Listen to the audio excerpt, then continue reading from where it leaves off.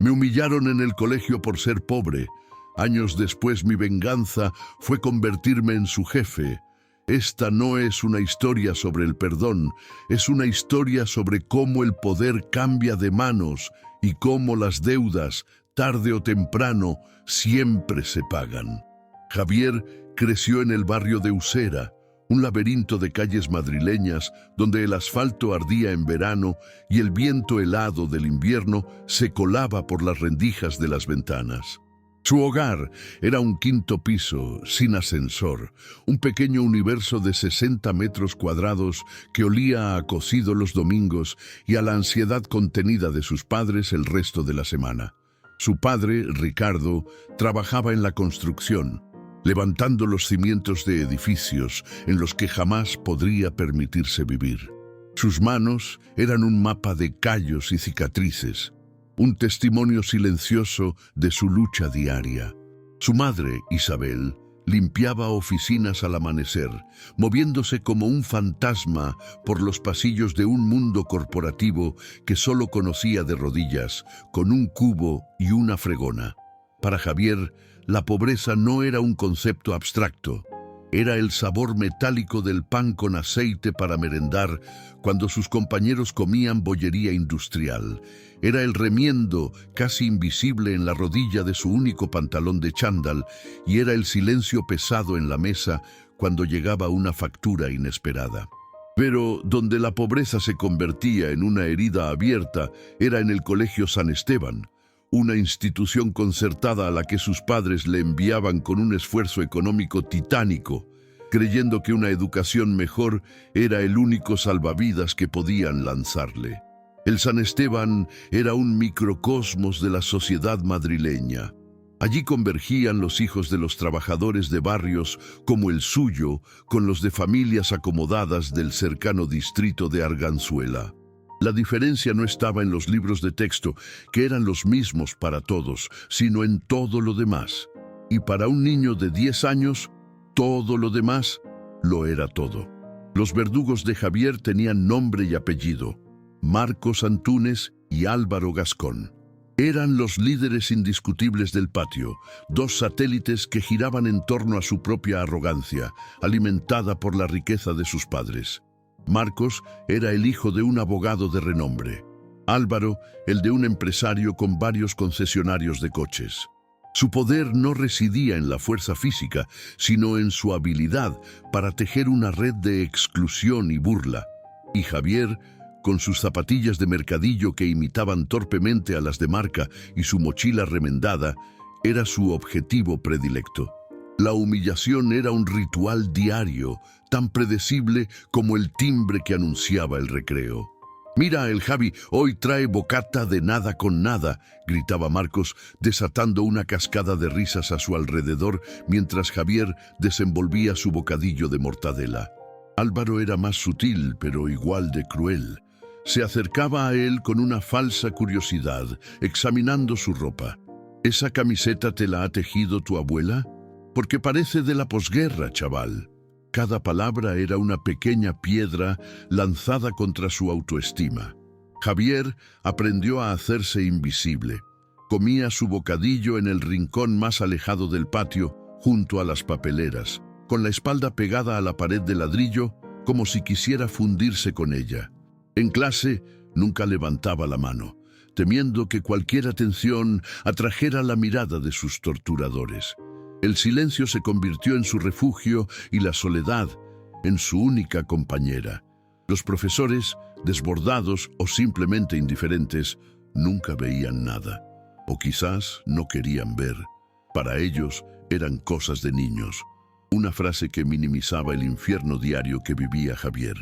El punto de inflexión, el día en que la tristeza infantil se solidificó en un frío y duro propósito, llegó durante la excursión de fin de curso a un parque de atracciones. Era el evento del año. Todos los niños hablaban de ello semanas antes. Los padres de Javier habían ahorrado durante meses para pagar la entrada y darle algo de dinero para sus gastos.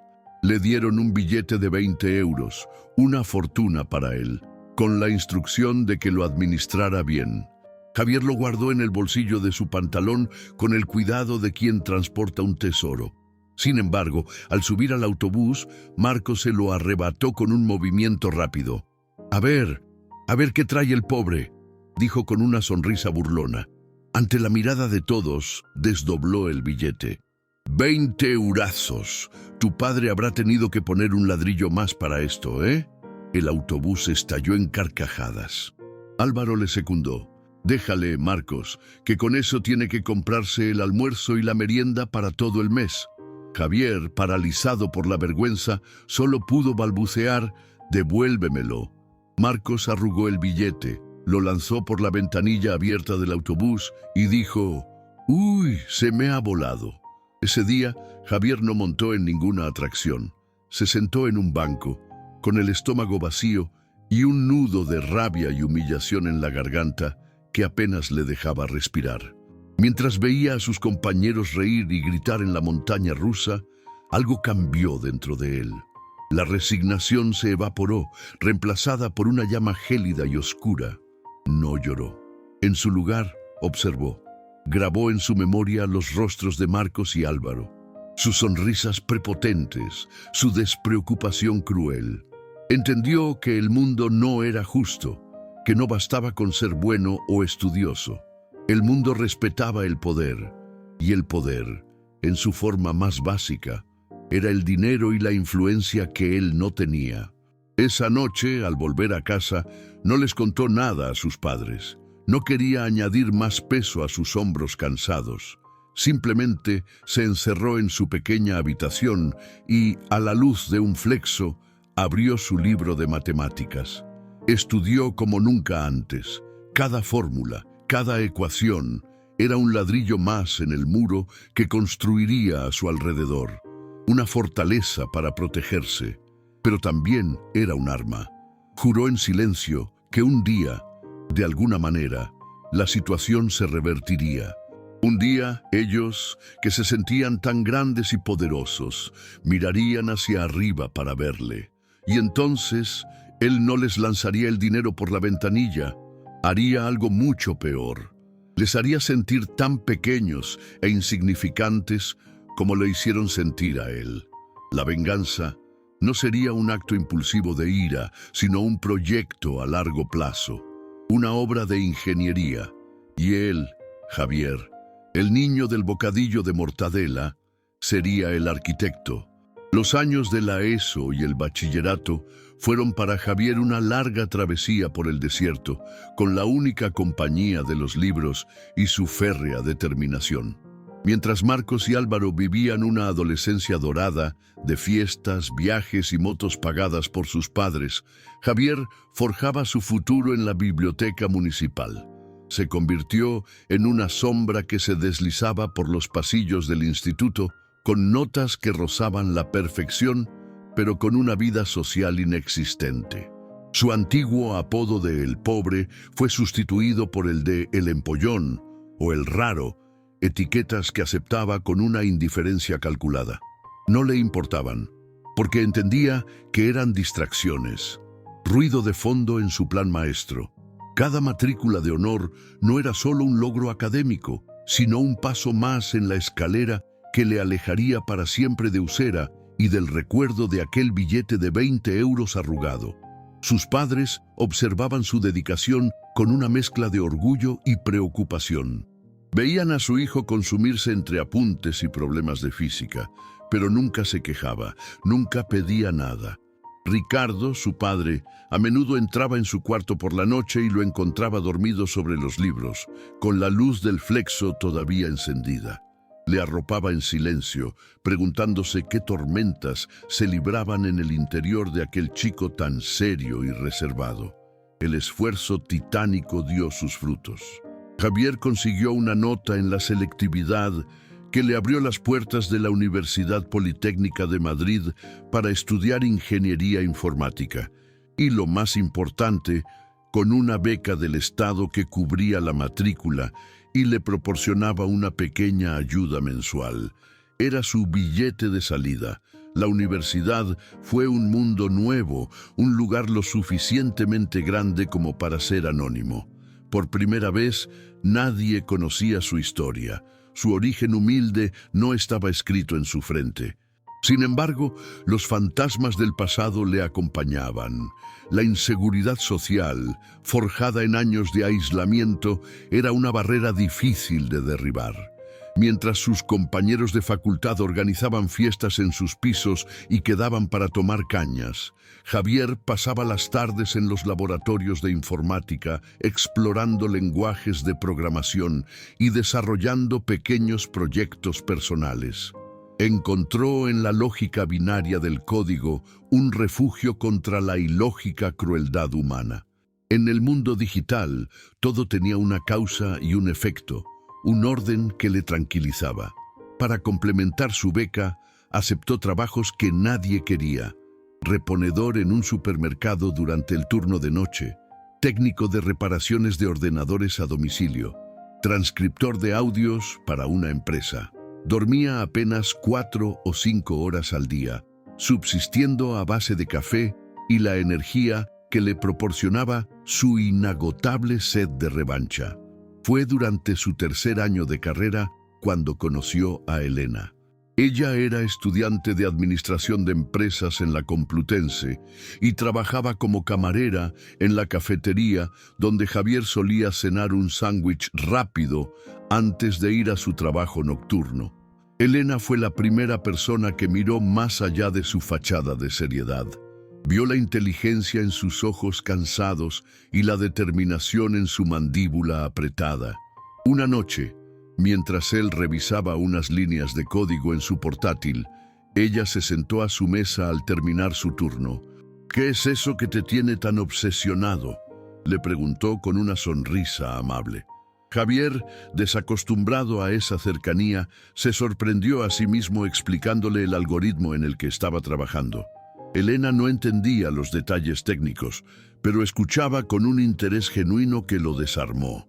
Se convirtieron en amigos y luego en algo más.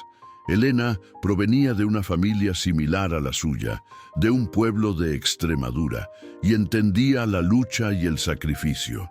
Ella se convirtió en su ancla, su confidente. Fue la única persona a la que le contó, una noche de confesiones, la historia del colegio, de Marcos y Álvaro. Elena no le juzgó por su rencor. Al contrario, lo entendió. «No dejes que ese odio te consuma, Javi», le dijo cogiéndole la mano. «Úsalo como fuego para tu motor, pero no dejes que queme al piloto». El consejo de Elena fue crucial. Le ayudó a canalizar su resentimiento, a transformarlo de un veneno que le corroía por dentro a un combustible de alta eficiencia. Se graduó como el primero de su promoción, con un expediente brillante y varias ofertas de trabajo de grandes consultoras tecnológicas. Rechazó las ofertas más seguras y lucrativas para unirse a una pequeña startup que desarrollaba software de optimización logística. Era un riesgo, pero Javier vio el potencial. La empresa era un caos de ideas y energía, un lugar donde la meritocracia era real y las ideas valían más que los apellidos. Allí, su capacidad de trabajo sobrehumana y su mente analítica destacaron de inmediato. Ascendió a una velocidad vertiginosa. En 2 años pasó de ser un programador junior a jefe de proyecto. En 4, era el director de tecnología, CTO, mano derecha del fundador. Javier no solo era un genio técnico, sino que había desarrollado una astucia empresarial formidable. Aprendió a negociar, a liderar equipos, a pensar estratégicamente. Se pulió a sí mismo, eliminando cualquier rastro del niño inseguro de Usera. Se compró un apartamento en el centro, empezó a vestir con trajes a medida y aprendió a moverse en los círculos empresariales con la misma facilidad con la que antes navegaba por las líneas de código. Pero bajo la superficie del éxito, la llama de su propósito original seguía ardiendo. A veces, por la noche, buscaba en redes sociales los perfiles de Marcos Antúnez y Álvaro Gascón. Sus vidas parecían cómodas, predecibles. Trabajaban en una empresa de marketing digital de tamaño medio, Creativas Digitalis, un puesto conseguido, sin duda, a través de los contactos de sus padres. Sus perfiles estaban llenos de fotos de vacaciones, cenas en restaurantes de moda y mensajes banales. Parecían haberse olvidado por completo del niño al que atormentaron. Pero Javier no había olvidado. Y sabía que el momento de cobrar su deuda se acercaba. Su startup, Logitech, crecía exponencialmente y en su plan de expansión había un objetivo que él mismo había marcado en rojo: la adquisición de empresas más pequeñas para integrar sus carteras de clientes. Y en su lista, en una posición destacada, estaba Creativas Digitalis.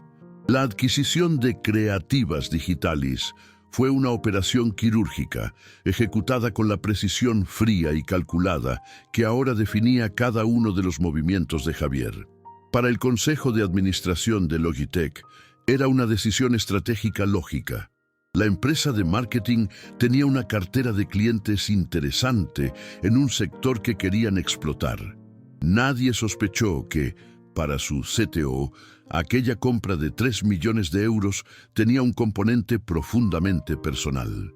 Javier supervisó cada detalle de la negociación desde la sombra, utilizando a su equipo de finanzas como intermediario. No quería que su nombre apareciera en ninguna comunicación preliminar. Quería que el golpe fuera inesperado, devastador. El día que se firmó el acuerdo final, Javier sintió un escalofrío recorrerle la espalda, una mezcla de euforia helada y el peso de un juramento hecho 20 años atrás. Se encerró en su despacho, un moderno cubículo de cristal con vistas al Paseo de la Castellana, y abrió el organigrama de su nueva adquisición. Allí estaban Marcos Antúnez, manager de cuentas senior; Álvaro Gascón, jefe de proyectos digitales. Sus nombres le parecieron insignificantes en la pantalla. 2 líneas en una base de datos. 2 insectos atrapados en su red. La noticia de la compra cayó como una bomba en las oficinas de Creativas Digitalis, un espacio diáfano y moderno en un polígono industrial de Las Rozas. La atmósfera, normalmente relajada y salpicada de conversaciones sobre el fin de semana o el último partido del Real Madrid, se cargó de una tensión palpable. Rumores y especulaciones corrían por los canales de Slack y en susurros junto a la máquina de café. ¿Habría despidos? ¿Cambiarían las condiciones? ¿Quiénes eran esos de Logitech?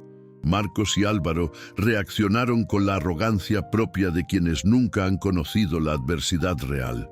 «Tranquilos todos», dijo Marcos en voz alta en medio de la oficina, con una confianza impostada.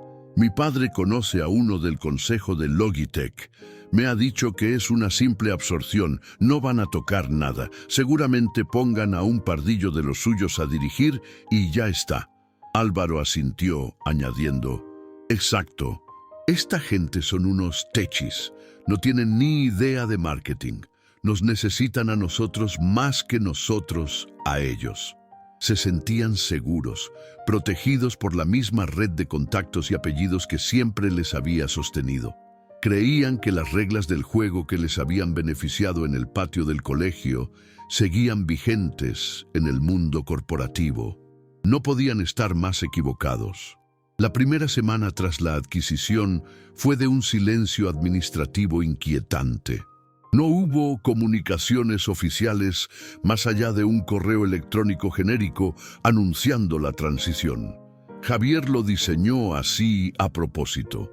Quería dejar que la ansiedad fermentara, que la incertidumbre erosionara su falsa seguridad. Él, mientras tanto, se dedicó a estudiar cada informe de rendimiento, cada evaluación de personal, cada proyecto en el que Marcos y Álvaro habían estado involucrados. Lo que descubrió no le sorprendió. Eran empleados mediocres, cumplidores, pero sin brillantez. Sus informes estaban llenos de jerga corporativa vacía. Sus proyectos a menudo sufrían retrasos y sus resultados eran, en el mejor de los casos, aceptables. Habían sobrevivido y ascendido modestamente gracias a su habilidad para las relaciones públicas internas y la inercia de una empresa sin demasiadas exigencias. Javier preparó meticulosamente la reunión de presentación.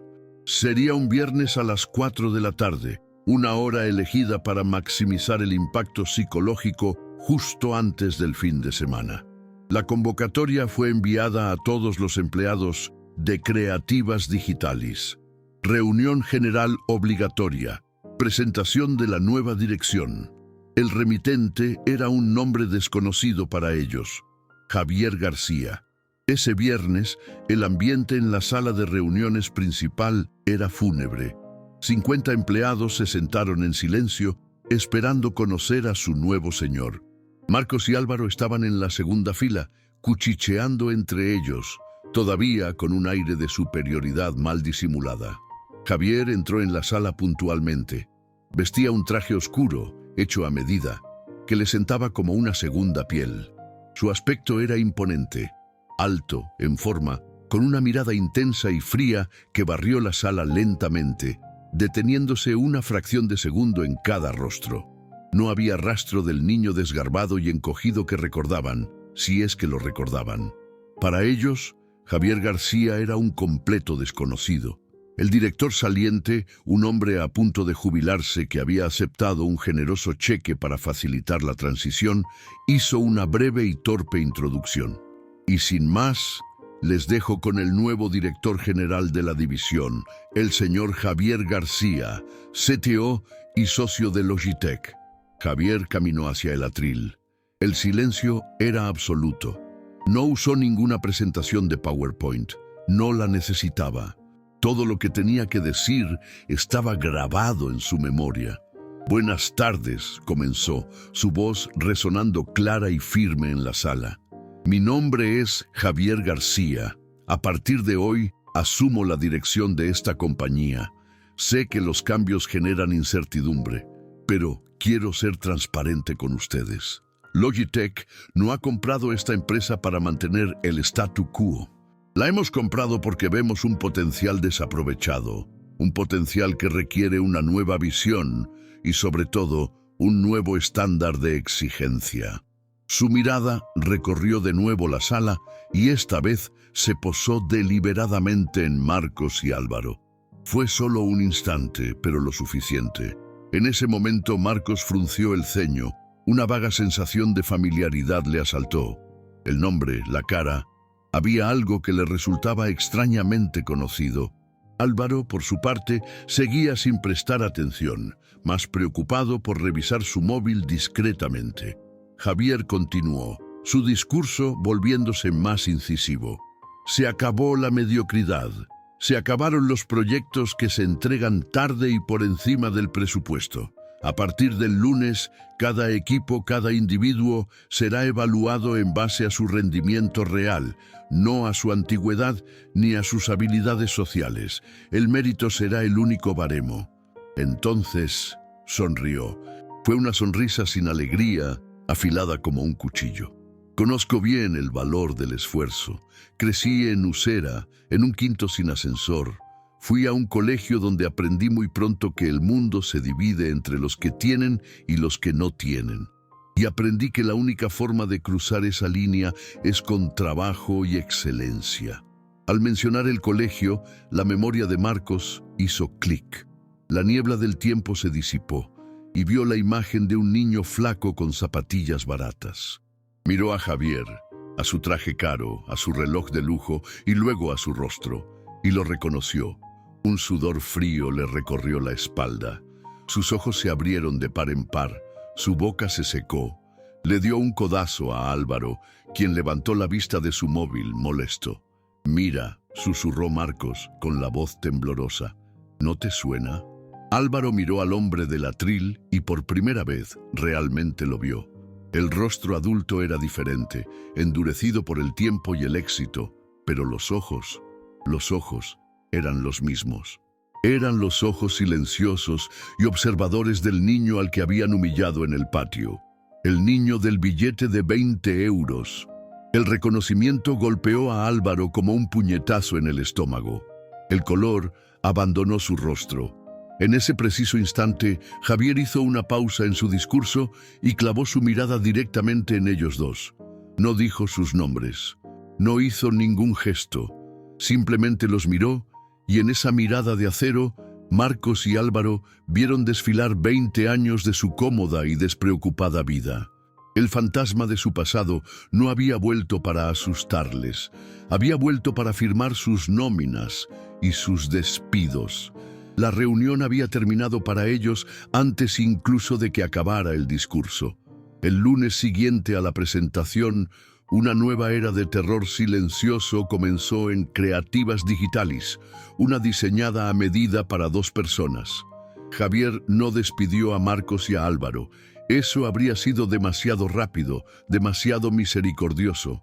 Su venganza no era un hachazo, sino una disección lenta y meticulosa, realizada con la precisión de un cirujano. Quería que experimentaran la misma sensación de impotencia y humillación pública que él había sufrido, pero traducida al lenguaje despiadado del mundo corporativo.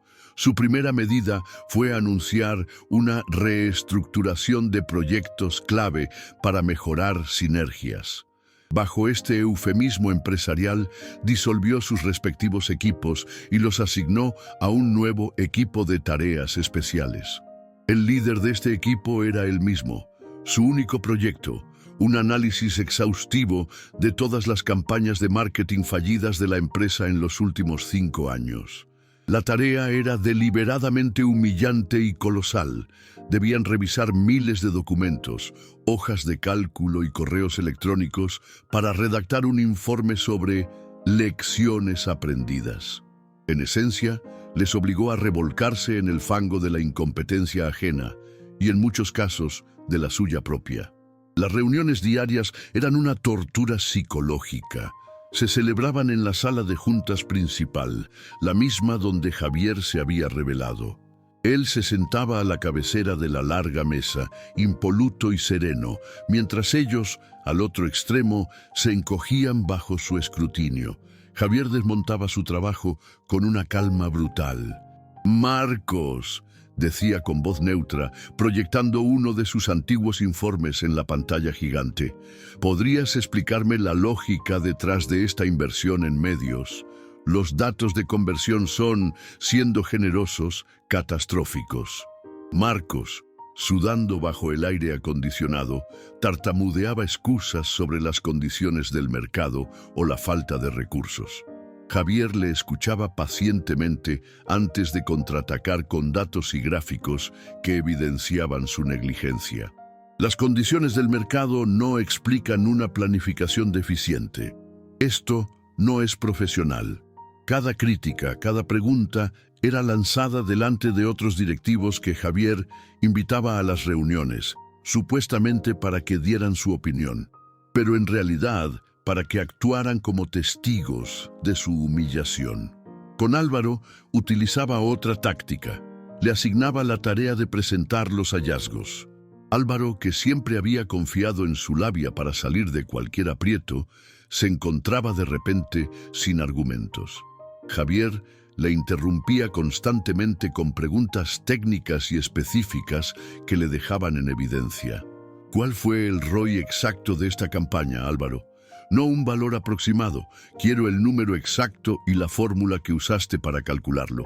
El silencio de Álvaro resonaba en la sala como un veredicto de culpabilidad. Los antiguos reyes del patio se convirtieron en los parias de la oficina. Sus compañeros les evitaban, temerosos de ser asociados con ellos. Los almuerzos se volvieron solitarios. Las conversaciones en la máquina de café cesaban cuando ellos se acercaban. Experimentaron en carne propia el aislamiento que ellos mismos habían infligido a Javier años atrás. Perdieron peso, desarrollaron tics nerviosos. Marcos empezó a tener problemas de insomnio. Álvaro, ataques de ansiedad. Intentaron mover sus hilos. El padre de Marcos llamó a su contacto en el consejo de Logitech solo para descubrir que su amigo se había jubilado y que el nuevo consejo respaldaba a Javier al 100%. El padre de Álvaro intentó concertar una reunión con Javier, pero su secretaria le informó amablemente de que la agenda del señor García estaba completa para los próximos 6 meses. Estaban atrapados. Su red de seguridad se había desvanecido. Tras 2 meses de este suplicio, estaban rotos. Javier convocó a cada uno por separado a su despacho. Marcos fue el primero. Entró con la cabeza gacha, la arrogancia de antaño reemplazada por una sumisión temerosa. Javier le indicó que se sentara. Hubo un largo silencio mientras Javier miraba por la ventana los tejados de Madrid. Finalmente habló. Su voz era un susurro. Recuerdo una excursión a un parque de atracciones. Yo llevaba un billete de 20 euros. Era todo el dinero que tenía. Lo arrugaste y lo tiraste por la ventanilla de un autobús. Marcos palideció. Las lágrimas asomaron a sus ojos. Javier, éramos unos críos. No sabía. Sí que lo sabías, le interrumpió Javier, girándose para mirarle a los ojos. Sabías exactamente lo que hacías. Me enseñaste una lección muy valiosa ese día. El poder es la única moneda que todo el mundo respeta. Así que pasé los siguientes 20 años acumulando poder. Y aquí estamos. Dejó un sobre la mesa. Este es tu finiquito. Es generoso, mucho más de lo que mereces. Tienes 2 opciones. Lo firmas y desapareces de mi vista para siempre. O no lo firmas y me encargaré personalmente de que tu reputación profesional en este sector quede tan arrugada como aquel billete. Tú eliges. Marcos, temblando, cogió el sobre y firmó sin leerlo. Se levantó y salió del despacho sin decir una palabra más. El turno de Álvaro fue similar, pero Javier añadió un toque final. A ti te gustaba reírte de mi ropa, ¿verdad? Decías que parecía de la posguerra. Javier se levantó y se ajustó la chaqueta de su traje de 5.000 euros. La ironía es que ahora, con tu indemnización, quizás puedas permitirte comprar algo de ropa decente para tus próximas entrevistas de trabajo, aunque dudo que te sirva de mucho. Álvaro, derrotado, también firmó y se marchó. Esa noche, Javier se quedó hasta tarde en la oficina.